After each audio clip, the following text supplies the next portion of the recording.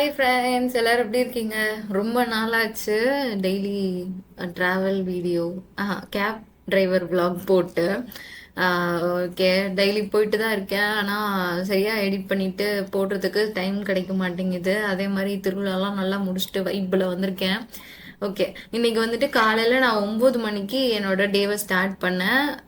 காலையில் நல்லா சாமியெல்லாம் கும்பிட்டுட்டு சாப்பிட்டுட்டே கிளம்பியாச்சு. 9 மணிக்கு கேஸ் போட்டுட்டு ஃபஸ்ட்டு பிக்கப் எடுக்கிறதுக்கு ரெடி ஆகிட்டேன். ஆனால் 9 மணிக்கு எடுத்தேன்னா 10:38க்கு தான் எனக்கு ஃபஸ்ட்டு ஆர்டர் வந்துச்சு. சரி, வந்த ஆர்டரை விட வேணாம் அப்படின்னு சொல்லிட்டு அப்படியே கிளம்பிட்டேன். அப்படியே கிளம்பிட்டு கஸ்டமரையும் கூப்பிட்டுட்டு நான் அப்படியே போயிட்டே இருந்தேன். டோலை தாண்டி போறது வந்துச்சு. எனக்கு வர சார்ஜில் டோலோட ஆட் ஆகி வராது. ஸோ கஸ்டமர் வந்துட்டு டோலுக்கு பே பண்ணாங்கன்னா கொஞ்சம் ஈஸியாக இருக்கும்.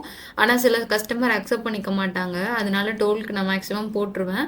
இன்னைக்கு கஸ்டமரே டோலுக்கு நான் கொடுத்துட்றேன் அப்படின்னு சொன்னாங்க. அதனால நானும் ஒரு நல்ல வைப்போட போட்டிருந்தேன். அப்பாடா, நல்ல கஸ்டமர், லேட்டாக வந்தாலும் நல்லதாக வராங்களே அப்படின்னு போயிட்டே இருந்தா 2 மாடு நல்லா கூலாக போயிட்டு இருக்கு. இப்படி ஏதாவது 2 மாடை பார்த்தாலே அடுத்த நாள் நைட்டு கனவுல எனக்கு எருமை மாடு துரத்துற மாதிரியே வரும். நானும் இப்படி வந்தாலே அடுத்த நாள் காலையில எந்திரிச்சோடனே நல்லா குளிச்சு கிளம்பிட்டு போய் சிவன் கோயில்ல போய் அர்ச்சனை பண்றது தான் எனக்கு வேலை. இங்க பாருங்க இந்த வண்டிக்காரவங்க எப்படின்ட்டு, அதுவும் அவங்க தான் முன்னாடி நிக்கிறாங்க, இங்கிட்டு பஸ் நிக்குது, என்னைய வேற ஒரு முறை முறைச்சுக்கிறாங்க.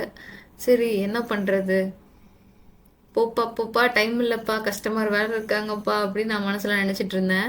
இந்த கஸ்டமர் வந்துட்டு மலையாளியா இல்லை ஹிந்திக்காரவங்களான்னு எனக்கு கண்டுபிடிக்க முடியல. அதை வேற யோசிச்சுட்டு இருந்தேன். ஏன்னா பார்க்குற ஹிந்திக்காரவங்க மாதிரி இருந்தாங்க. ஆனால் ஃபோன் கால் வந்தோடனே மலையாளத்தில் பேசினாங்க. சரி, இங்கே தான் வேலை பார்க்குறீங்களா அது இதுன்ட்டு நானும் அவர்கிட்ட அரட்டையை போட்டுட்டு நான் போக ஆரம்பிச்சிட்டேன். அவர் அங்கே ட்ராப் பண்ணிட்டா கொஞ்ச நேரத்துலேயே எனக்கு அடுத்த செகண்ட் பிக்கப் வந்துருச்சு. இந்த பாலத்துக்கு மேலே வந்துருங்க அந்த மாதிரி சொன்னாங்க. சரின்ட்டு போய் பிக்கப் பண்ணிட்டேன். அங்கே வந்துட்டு மீனம்பாக்கம் ஏர்போர்ட்டுக்கு ஆப்போசிட்டில் வந்து ட்ராப் பண்ண சொன்னாங்க. சரின்ட்டு இவங்க வந்துட்டு ஃபேமிலியாக வந்திருந்தாங்க, அம்மா பையன் அப்படி வந்திருந்தாங்க. சரின்ட்டு அவங்களே கூட்டிட்டு அப்படியே கிளம்பியாச்சு. டிராஃபிக் தான், ரொம்ப டிராஃபிக்கு. ஏர்லி மார்னிங்னா டிராஃபிக் இருக்காது. ஆனால் ரொம்ப தூக்கக்கிட்டு டயர்டாக வேற ஆகுது. பகல்லனா டிராஃபிக் அதிகமாகிடுது, சத்தெடுத்துருது. இந்த டிராஃபிக்கே நிறைய சத்தெடுத்துருது. சரின்ட்டு காலையில் இன்னைக்கு சாப்பிட்டு தெம்பா தானே வந்திருக்கோம் அப்படின்னு சொல்லிட்டு நான் போயிட்டு இருந்தேன். இது வந்துட்டு ஏர்போர்ட்டுக்கு போகிற வழியில் ஈகாட்டாங்கல் தாண்டினோடனே இருக்கிற பாலம். இதுக்கு மேலே பாலம் கட்டிட்டு இருக்காங்கல்ல, அதுதான் நான் வந்துட்டு ரொம்ப வியப்பாக பார்த்த பாலத்தில் ஒன்று. இது எப்படி கட்டுறாங்கன்னு ரொம்ப நாளாக யோசிச்சுட்டே இருந்தேன். அதுக்கப்புறம் யூடியூப்லேயே இருந்துச்சு எப்படி கட்டுறாங்கன்னு சொல்லிட்டு அதை பார்த்ததுக்கப்புறம் தான் அப்பா இப்படி தான் கட்டுறாங்களா அப்படின்ட்டு. சில பாலம்லாம் நட்டு போல்ட்டு போட்டு டைப் பண்ண மாதிரி தான் இருக்கும். நீங்கள் அடுத்து போகும்போது கவனித்து எனக்கு கமெண்ட்டில் சொல்லுங்கள், இது எப்படி இவ்வளோ தாங்கும் அப்படின்ட்டு. சின்னொரு பாலத்தை லாரியில் கொண்டு வருவாங்க. அதெல்லாம் பார்க்கும்போது எப்படி, என்னடா லாரி பாலத்தை தூக்கிட்டு வருது, அது எப்படி தாங்கும் அப்படின்னு ஆச்சரியமாக இருக்கும் எனக்கு. இப்படி சப்வேயோட பாலம் இருக்கிறதுல போகிறதுனா எனக்கு ரொம்ப பிடிக்கும். அப்படியே சருன்னு சறுக்கிட்டு போயிட்டு ஏதோ கேம் விளையாடுற மாதிரி இருக்கும். ட்ராப் லொக்கேஷனை தேடி நானும் போயிட்டே இருந்தேன். அடுத்தடுத்து ட்ராப்பு டக்கு டக்குன்னு வரணும், அதாவது பிக்கப் டக்கு டக்குன்னு வரணும், ட்ராப்பும் கொஞ்சம் பக்கத்துலேயே இருக்கணும். இப்படி இருந்தால் எவ்வளோ நல்லா இருக்கும். அதெல்லாம் கனவுல மட்டும்தான் நடக்கும். எனக்கெல்லாம் கனவுல கூட அதெல்லாம் நடக்காது.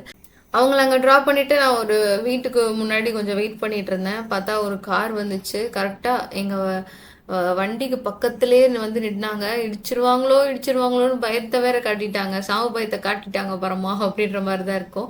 நமக்கு என்ன ஆச்சுனாலும் மருந்து மாத்திரை போட்டு ஊசி போட்டு சரி பண்ணிடுவோம், அந்த வழி அவ்வளோ தெரியாது. ஆனால் வண்டியில் யாராவது ஏதாவது பண்ணிட்டாங்கன்னா ரொம்ப கோவம் ஃபஸ்ட்டு வரும். ஆனால் அதுக்கப்புறம் ரொம்ப மன உளைச்சல், கவலை இதெல்லாமே சேர்ந்து வந்துடும். இந்த எலெக்ஷன் அன்னைக்கு கூட ஒருத்தவங்க வந்து ஓட்டை போட்டு போயிட்டாங்க. ரொம்ப கஷ்டமாயிடுச்சு. அடுத்த பிக்கப்பு 5:15 எடுத்தேன். காலையில் 9 மணிக்கு கிளம்புனேன்னா இப்போ சாயங்காலம் 5:15 ஆயிடுச்சு. ட்ராப் வந்துட்டு வளசரவாக்கம் சொன்னாங்க, கிளம்பியாச்சு. அவங்க வந்துட்டு கஸ்டமர் ரொம்ப முன்னாடி தான் நின்றாங்க. அதனால ரொம்ப தேடிலாம் போகிற மாதிரி இல்லை. நான் டக்குன்னு அவங்களை கூட்டிகிட்டு கிளம்பிட்டேன். சரின்ட்டு ரோட்டில் போயிட்டே இருந்தா ஒரு பைக்காரவங்க அவங்க குழந்தைய ரொம்ப சேஃபாக கொண்டு வந்தாங்க. எனக்கே பார்க்கும்போது பூரிப்பாய் போயிடுச்சு. நீங்களும் பாருங்களேன், அந்த மஞ்சள் சொக்காக்காரர் வராரா ஸ்கூட்டியில், கையில் ஒரு குழந்தை வண்டியில் ஒரு குழந்தைன்ட்டு எவ்வளோ சேஃபாக கூட்டிகிட்டு போகிறாங்கல்ல. அவ்வளோ அசால்ட்டு, ஸ்லோவாக தான் போகிறாங்க. ஆனால் இப்படி போகக்கூடாதுல்ல, அது ரொம்ப அசால்ட்டாக தான் இருக்காங்க. இது அவங்களுக்கு தெரியுதோ தெரியலையோ, ஆனால் குழந்தை வேணும்னு நினைக்கிறவங்களுக்கு ரொம்ப கஷ்டமாவே இருக்கும் இதெல்லாம் பார்க்கும்போது. சரின்ட்டு நானும் சொந்த கதை சோக கதையெல்லாம் நான் என்னோட கஸ்டமர் கிட்ட நான் புலம்பிட்டு அப்படியே வந்தாச்சு. வலசவாக்கம் கிட்ட வந்தாச்சு. அடுத்த பிக்கப்பும் எனக்கு கொஞ்ச நேரத்துலேயே போட்டாங்க, ஒரு 1/2 மணி நேரம் கேப்லேயே போட்டாங்க. அதுவும் வலசவாக்கம்ல தான். ட்ராப் வந்துட்டு வெஸ்ட் மாம்பலம் சொல்லியிருந்தாங்க, டி நகர் இருக்குல்ல அங்கே பக்கத்தில். அவங்கள பிக்கப் பண்ணிட்டு இன்னைக்கு ஆர்டர்லாம் ரொம்ப கொஞ்சம் ஸ்மூத்தாக தான் போச்சு. ரொம்ப எதுவும் டென்ஷனான கஸ்டமராலாம் இல்லை. அதனால அலையே அலையே காட்டில் மலையே நானும் பாடிட்டே வைப் பண்ணிட்டு போயிட்டு இருந்தேன். இந்த கஸ்டமர் ஃபேமிலியாக தான் வந்தாங்க.